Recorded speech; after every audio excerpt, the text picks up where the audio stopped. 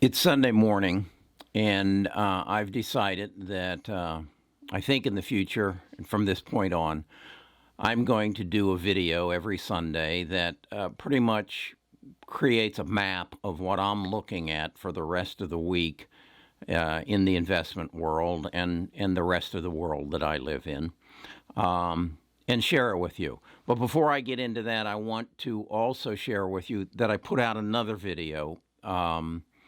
It came out at 6 a.m.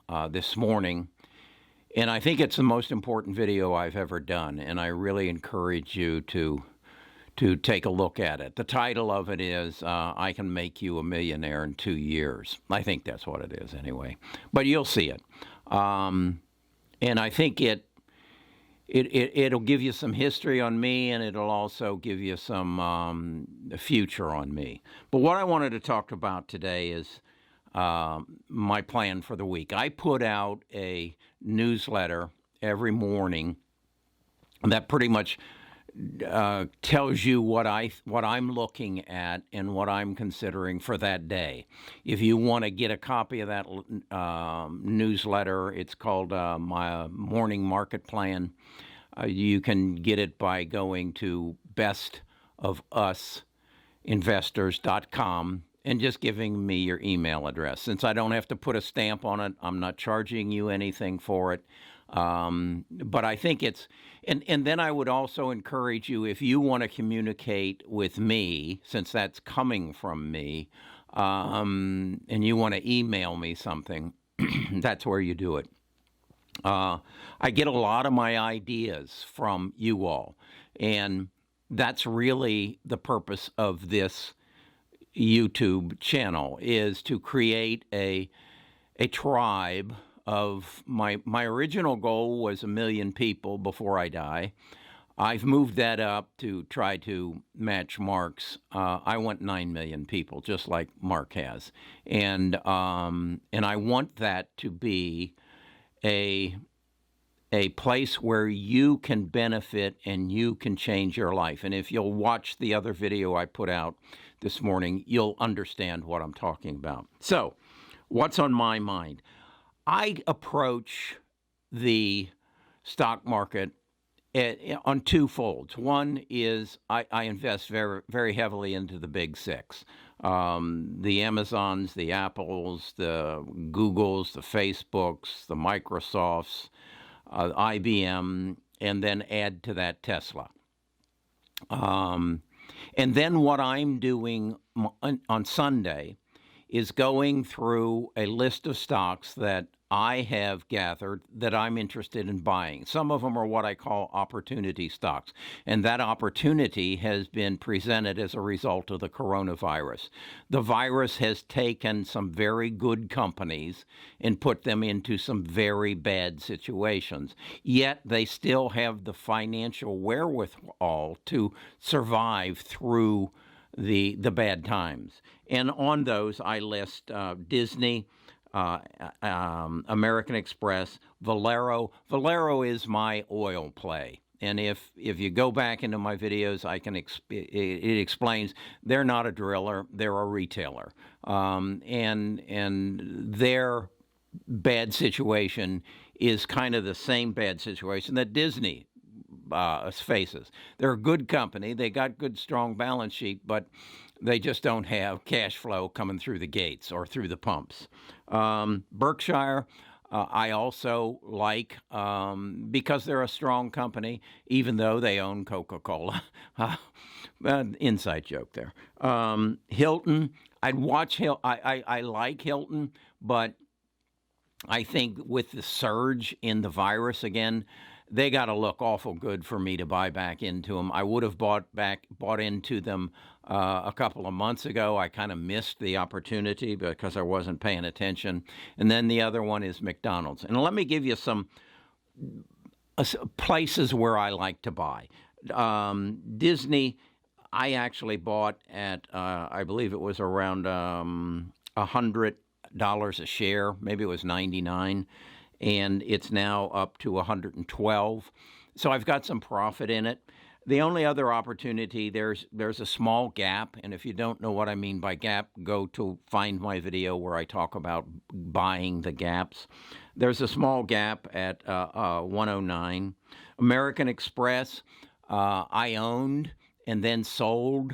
It was 14 days after, what was it, Memorial Day, because I knew there was going to be a resurge in the in the virus, and anticipating that surge, American Express went down, but I sold it before it went down and made a good profit. I'm looking to get back in to American Express at a gap at 191, or excuse me, 91.15. Berkshire, I'm looking to buy at 72.05. Hilton, 69.18. But I gotta before I buy Hilton, I gotta feel I would be comfortable going and staying in a Hilton at some point in the future. That I can see a time in the future when I would be interested, because Hilton is a well-managed company. I saw their CEO interviewed, and he's one of the sharpest knives in the drawer, at least in the hotel industry. McDonald's, I'd like to buy back in at 175.08. It's currently at 183.52. Let's talk about Tesla. Tesla, I wouldn't be in if it wasn't for Homer and some videos I watched that Homer connected me. And for those of you who don't know, Homer is a gentleman in South Georgia who was one of my first subscribers. And Homer lays it out to me very straight, what he likes about what I say and what he doesn't. So I respect him. I respect people who come back at me. He talked me into buying Tesla. I'm now up 53% on it, I think. And I'll probably end up, well, I know, multiple percentage, 200% on it, because I believe Tesla's on its way to $2,000 a share. That then brings up Nicola. You do know that Nikola Tesla, it was a guy's name who invented the alternate form of electricity. You do know that, I hope. Nikola is a stock that I have never seen the presentation of a stock that is comparable to a Disney presentation of their latest movie. Nikola did it.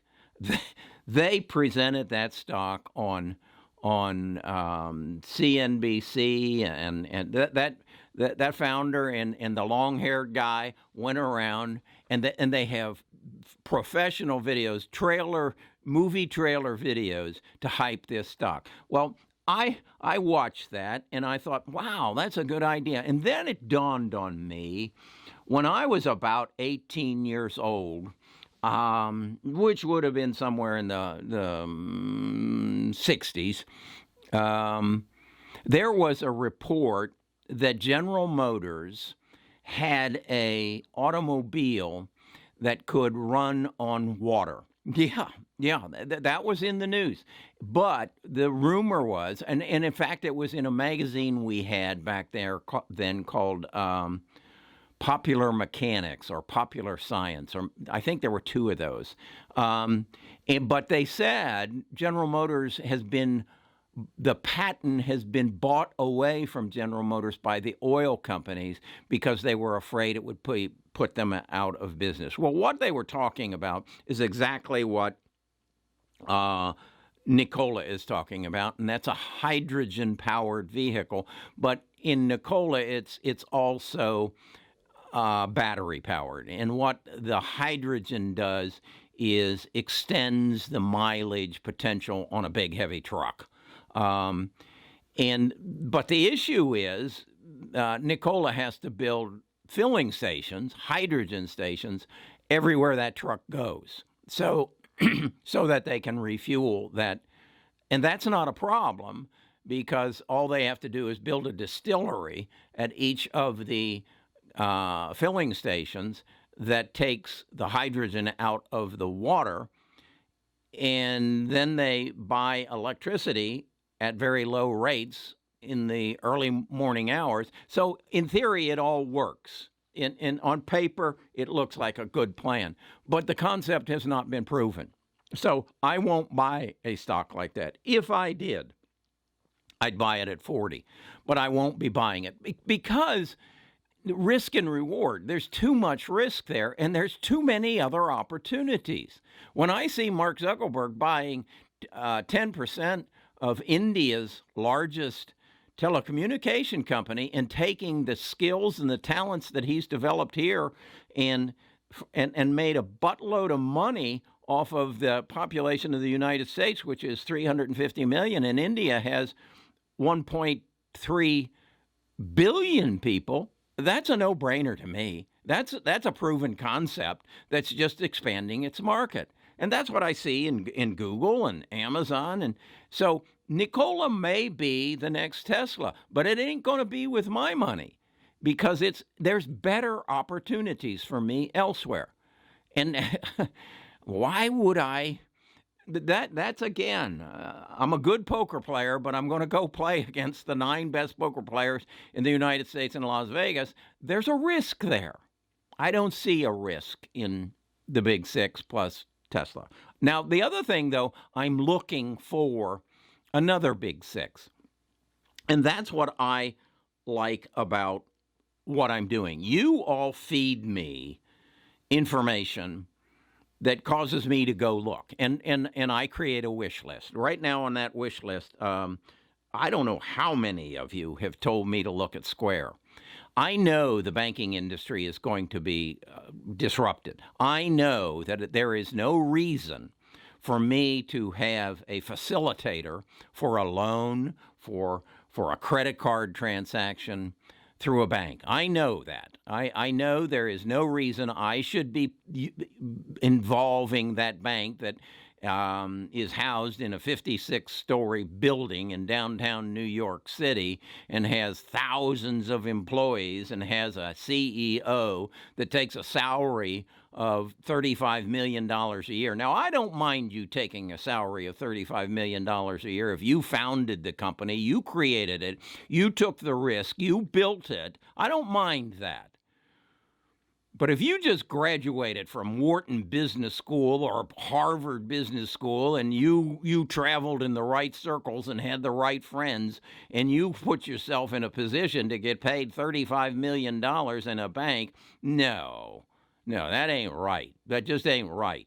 So those people, and because it isn't right, it will go away. It's just like the insurance company. I hope you saw the new IPO of Lemonade. They've taken the first step. They've gotten rid of the insurance salesman and put in a bot, and so they've eliminated the insurance salesmen for renters and homeowners insurance. And that's going to be the same thing in life insurance. I did a video, you can look it up, that said, get out of the insurance companies because that's going to blockchain. Well, so are the banks. There is no reason that if I take out a mortgage, I shouldn't have a group of people like you who say, yeah, Carrie, here I'm looking at your data, and you're a strong, you've got a strong balance sheet, and we'll loan you the money, and cut out that bank. That's going to happen. The same is going to happen in insurance. Also on my wish list is Nvidia. But both Square and Nvidia have such a rocketing price, and Square has a PE ratio of 190. But I know they're in a good position to replace the banks. I just don't know if, again, the risk and reward equation is proper with a 190 PE ratio. So I see it. I see a gap at 105. It's currently trading at 113. I don't know if that's a big enough discount to pull me in, but that's kind of where I am on that. Now, something else I want to talk about for those of you who who say, Carrie, really like what you're saying and I like what you're doing, but I don't have the time to do this and I don't have the inclination. You need to look at ARC Invest. This is an ETF run by a lady, I think her name is Kathy Wilson. She has done something that I wish I had done when I was much younger, and that is she has gone and gathered a group of very, very smart people, smart analysts who have the time and the inclination to do the research and then charge you something, I think it's about 0.75% per year on assets under management, which is fair. So if you don't have the money, the time, the inclination to do what I'm doing and what some of us are doing, look at ARC Invest, and that might be your answer. And then my final point, let's talk about Dave & Buster's. For those of you who don't know what I'm talking about, I'm not going to tell you what I'm talking about, other than to say there is a talking head out there, and I am a talking head, that several weeks ago proclaimed he was going to invest $70,000 into Dave & Buster's.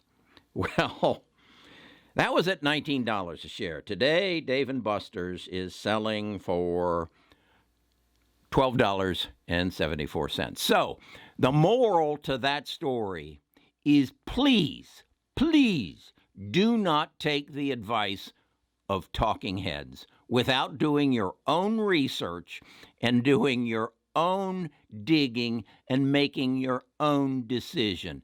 Do not use me as your ticket to buy anything. I'm merely here to open your eyes to possibilities and point you in a direction to search. Okay? Don't sue me if it goes the wrong way. All right? Good.